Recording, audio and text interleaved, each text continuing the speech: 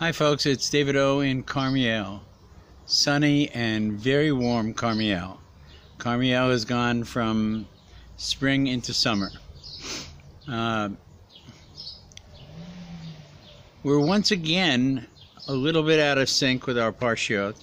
By the end of next week we should be catching up when you're doing BeHar Bechukosai and we're doing Bechukosai. For this week, I want to cover a couple of things. First of all, I just saw what I guess is maybe for some might seem a little bit hokey, but it was really very touching. On the White House lawn, they inaugurated the Day of Prayer with 5 different denominations speaking. I have to say that I was very proud of the Jewish representative, Chabad's Rabbi Shem Tov. He spoke beautifully. He raised elements from of Solomon, King Solomon. He raised thoughts about the Rebbe, about peace and making efforts as a nation to achieve our goals. He mentioned that it's one nation under God. Blessed the leadership of the country, covered a lot of ground. And he also mentioned that this day, which is a national day of prayer in America, is also Lag BaOmer. And I have to tell you, Lag BaOmer, when you're here in Israel, is not a kind of minor kid celebration. Kids spend the day not just with bows and arrows, but looking for little pieces of scraps of wood for their bonfires for that night. The bus stop and the train stop on the way to Karmiel was a continuous shuttle of buses going up to Meron for the event that had more than 100,000 people celebrating the yahrzeit of Rabbi Shimon Bar Yochai, the conclusion of the death of the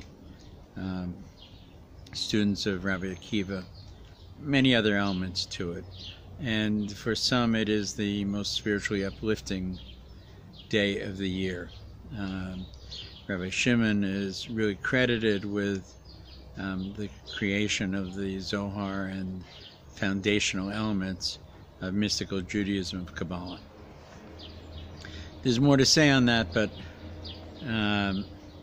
time is limited. I think the bottom line of all of this is that you're constantly reminded by life in Israel that the Torah was given for people who were going to make a nation in Israel. All of the calendars suddenly make sense. You know, in Israel, which is a very dry climate, there are a few months of the year that are the rainy season, really for the whole year. And when it pours during those months, rather than complain about it, we say, Geshem, it's a rain, it's a blessing. But when it rains after Pesach, when the rains are supposed to cease, it's not simply that we're tired of mud at all. It's the growing season, which begins, or the harvesting season, which begins on Pesach for barley, when we bring the Omer on the second day of Pesach, the first day Chol Moed Pesach in Israel. It is the beginning of when we count 7 weeks, 49 days, to the 50th day of Shavuot, which is the cutting of the wheat. Now, if the wheat is inundated with rain during that time, it will likely rot in the fields. So we don't believe that the rain that falls after Pesach is a blessing at all. Even though the Kinneret might be lower than we would like it to be, there might be less water, we understand that this idea of Geshem as a blessing is only a Geshem in its time. And this is not its time. This is the time when wheat is standing in the field, the time of the Omer, and it's very important for it to dry in time for the harvest, which happens at Shavuos. So it's a constant reminder of this, right? With that in mind, we now are coming up to Parsha BeHar, by the mountain, BeHar, meaning Mount Sinai. This was a law that was given to the people later in the Torah, not at the time they were standing at Sinai, and yet it was such a counterintuitive law, A, and B, separated from the other laws that have been given, that God chose this portion of the Torah to be thought of as BeHar, given by the mountain.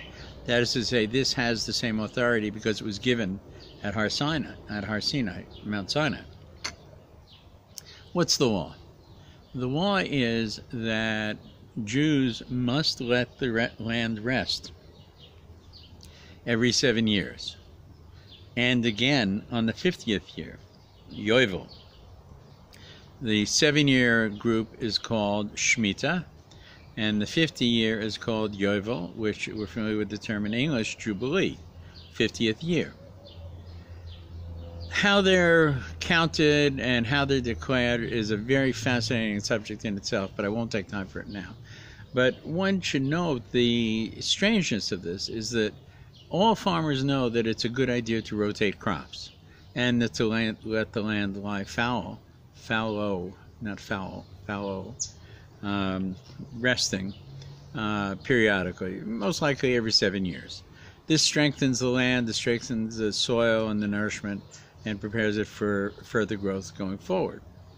But imagine if there was a commandment that said every 7 years all farmers in the land of Israel cannot plant and harvest wheat or grain or anything, even fruits. That they're not even owned that year by the person who owns the land. They're called hefker. They're free for anybody to come and take. This would likely bankrupt a nation that was, say, 90% agricultural, which is what Israel was. Imagine doing it a second time, the 49th year and then the 50th year. So you're going for 3 years without a harvest. So consequently, God made sure that we understood this was BeHar, that it was given at the same time as everything else at Sinai.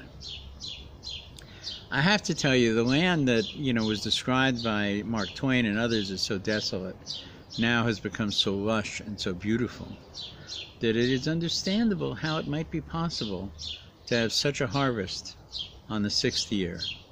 The Shemitah year is like a Shabbos of years. It's a time to rest and to be aware that it's not just the farmer that is responsible for the success of the harvest, but that it is God himself.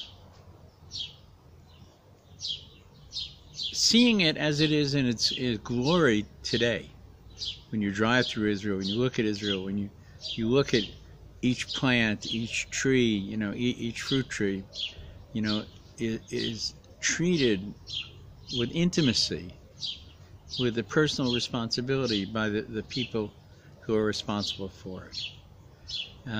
One understands the success of Israel's agriculture, which today is kind of a, oh, right, they made the desert bloom. It's like a historical thing. Or, yeah, of course, they have to grow their own food because, the people are surrounded by enemies and they can't count on being able to import food, so they have to have independence in their nourishment. But it's more than that. It is genuinely miraculous. When you look at our neighbors around us, it isn't the same at all, right? Is it Israel's agri-science that caused all this to happen? What is it that the promise of God that when you return to the land, the land will be fruitful and give forth its bounty? I think it is a combination of both. We do our work and God does his miracles. My only point about Lag BaOmer and the harvest of wheat and the harvest of